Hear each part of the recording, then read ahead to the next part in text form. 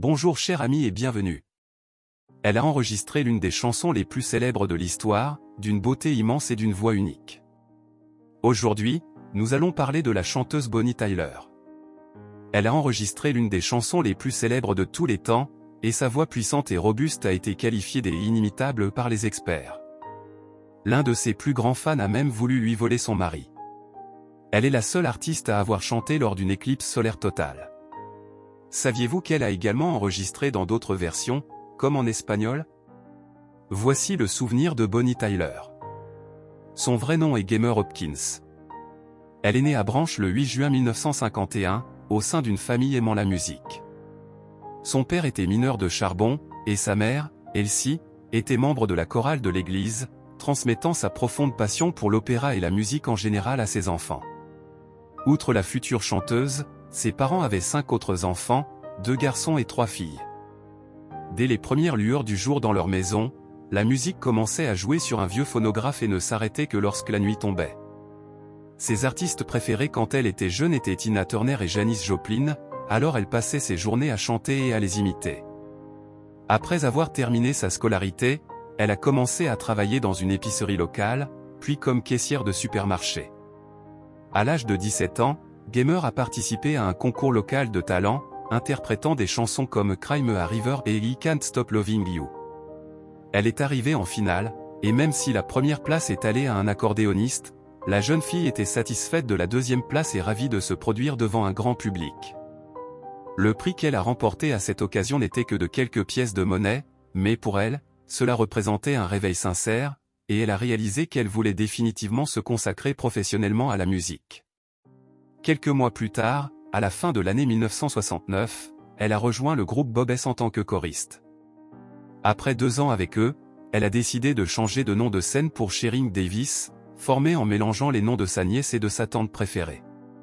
En tant que Sheryl Davis, elle a formé son propre groupe appelé l'Imagination et a commencé à tourner dans les bars et les clubs du sud du pays de Galles, obtenant un succès local.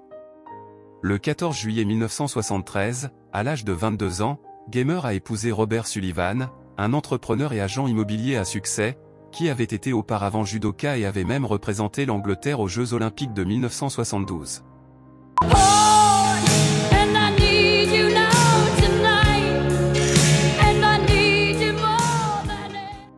2 ans plus tard, lors d'une de ses performances avec Imagination, elle a eu sa chance. Roger Bell, un découvreur de talent de l'industrie musicale, est venu de Londres pour écouter une chanteuse dont il avait reçu de grandes références. Roger est entré dans un bar, et par hasard, au moment où il est entré, le groupe de Gamer jouait. Le représentant a été impressionné par la belle voix de la jeune fille et l'a invité à se rendre à Londres pour enregistrer quelques chansons. Quelques mois plus tard, Gamer a reçu un appel de RCA Records l'informant de leur désir de signer un contrat avec elle. Cependant, ils lui ont également recommandé de changer son nom de scène pour quelque chose de plus accrocheur. La jeune fille, qui avait été élevée dans une famille profondément croyante de l'église protestante, a dressé une liste de noms tirés de la Bible en anglais et a finalement choisi Bonnie Tyler. À la fin de l'année 1975, elle a enregistré son premier single intitulé Le Titre. Malgré sa qualité, il est presque passé inaperçu. Quelques mois plus tard, en septembre 1976, elle a sorti sa deuxième chanson, qui s'est rapidement vendue à plus de 250 000 exemplaires et est restée dans les charts pendant 10 semaines au Royaume-Uni. Tout semblait être un rêve pour Bonnie, qui ne pouvait pas croire au succès de la chanson. Mais ensuite, quelque chose de terrible est arrivé qui aurait pu mettre fin à sa carrière pour toujours. Pendant les enregistrements, la chanteuse a remarqué que sa voix avait légèrement changé et qu'elle ressentait un léger malaise dans sa gorge.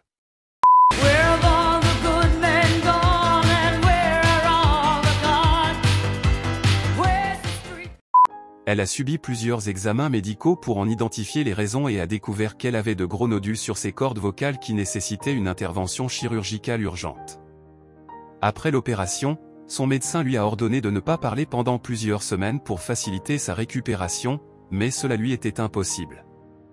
En conséquence, sa voix a changé et est restée rauque de façon permanente. Initialement, la chanteuse a pleuré et souffert considérablement, croyant que sa carrière était terminée. Cependant, sa voix rauque est devenue la marque de fabrique de sa carrière, étant comparée à celle de chanteurs célèbres à la voix rauque comme Rod Stewart. Grâce à son nouveau succès, Bonnie Tyler a été nominée pour le prix du meilleur nouvel artiste britannique en 1977. Peu de temps après, elle a sorti un nouveau single intitulé A Mort en Love, qui a été censuré en raison de ses paroles, affectant sa performance dans les classements, bien qu'il soit parvenu à entrer dans le top 30 au Royaume-Uni.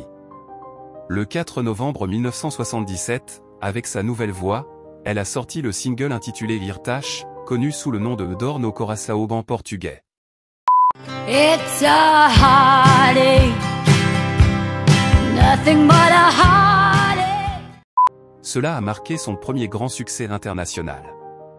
La chanson est sortie au début de l'année 1978 aux États-Unis, et, curieusement, Johnny Newton a sorti sa propre version de la chanson à la même époque.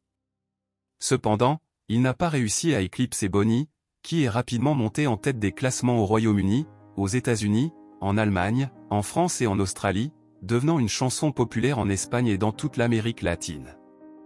Un autre détail curieux lié à cette chanson est que la chanteuse vénézuélienne Nancy Ramos a enregistré sa propre version en espagnol intitulée Les Nuits tardes, Il est trop tard. Cette grande chanson a également été incluse dans son deuxième album studio, Natural Force, en 1978, qui comportait d'autres chansons importantes. Les albums suivants de Bonnie Tyler, de 1977 à 1981, n'ont pas connu beaucoup de succès dans son pays d'origine ni dans le reste du monde.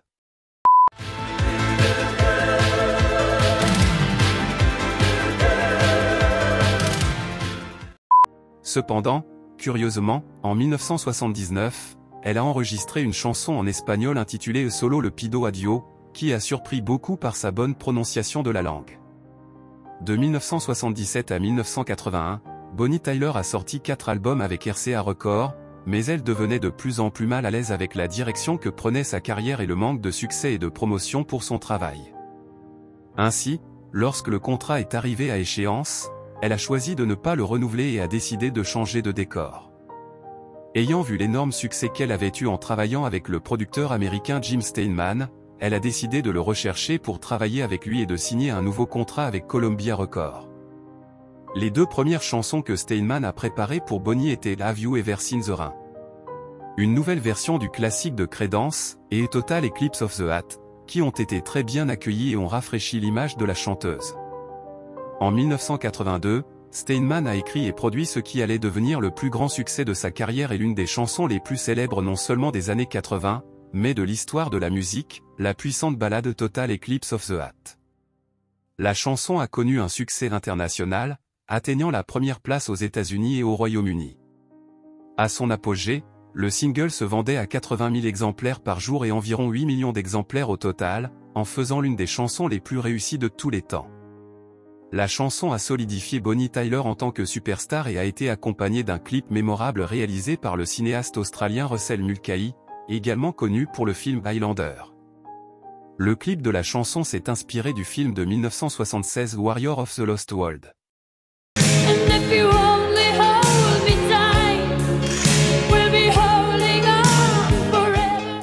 Curieusement, Steinman a proposé cette chanson, accompagnée d'un making-of, à Meat Loaf pour qu'elle soit incluse dans l'un de ses albums. Cependant, la maison de disques a refusé de payer des redevances pour la chanson, alors il l'a proposée à Bonnie Tyler et Air Supply.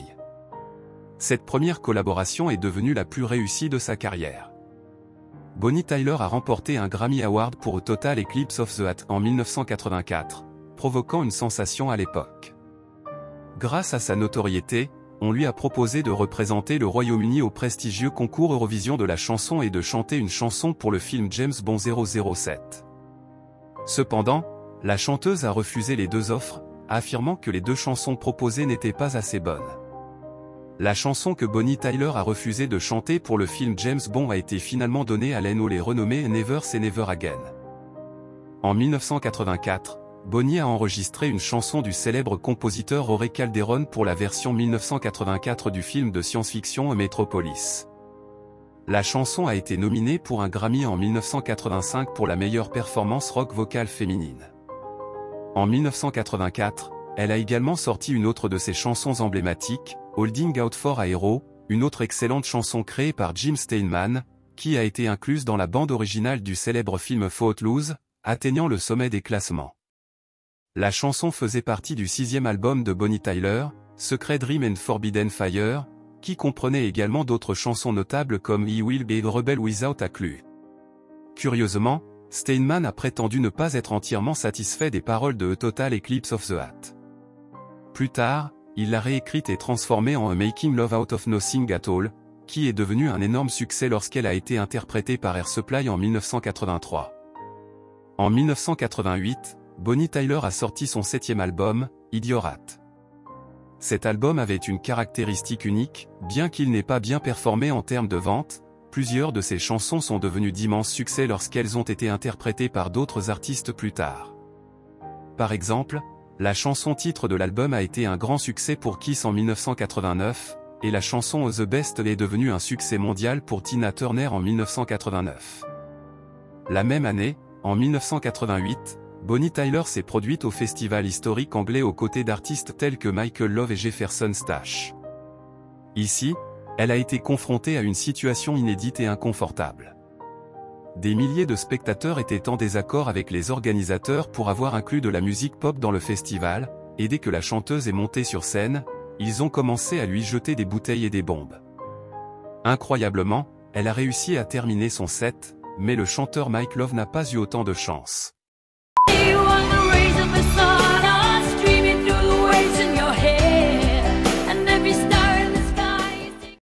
Son spectacle avait à peine commencé qu'il a été frappé à la tête par une bouteille et contraint de quitter la scène. À partir des années 1990, la popularité de Bonnie Tyler a décliné au Royaume-Uni et aux États-Unis. Par conséquent, elle a décidé de s'établir en Allemagne, d'où elle a sorti plusieurs albums à succès dans des pays comme la Norvège, l'Autriche, la Suède et la Suisse.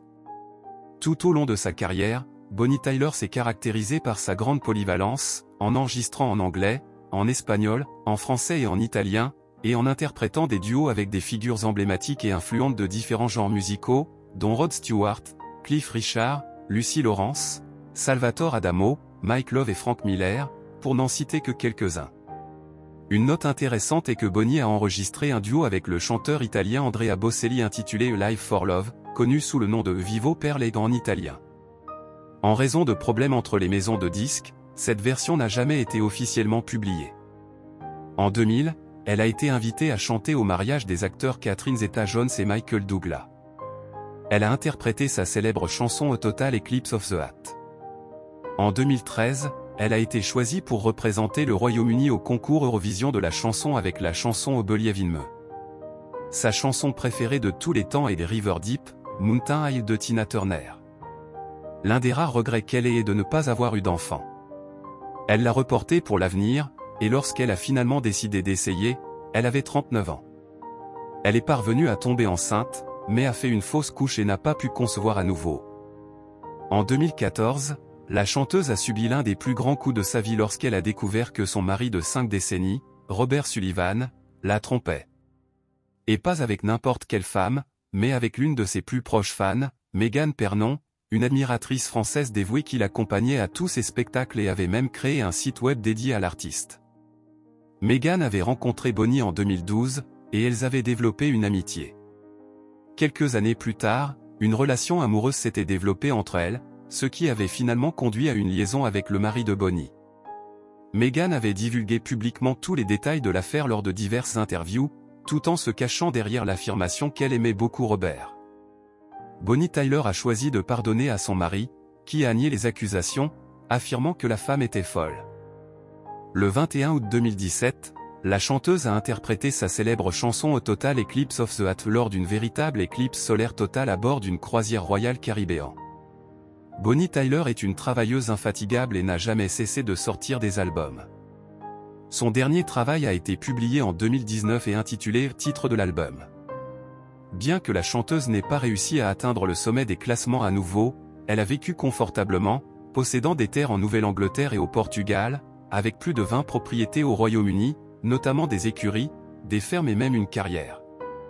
Elle a également été une militante de premier plan pour des causes caritatives, soutenant la lutte contre des maladies telles que le cancer et le sida, participant à des campagnes contre la maltraitance des animaux et soutenant les enfants vulnérables dans le monde entier. C'est tout, cher ami. Cela a été un retour sur la chanteuse inoubliable Bonnie Tyler. Laissez-nous un commentaire sur ce que vous avez pensé de la vidéo. N'oubliez pas de vous abonner à la chaîne et d'activer la cloche de notification pour rester informé de nos contenus. À bientôt dans la prochaine vidéo.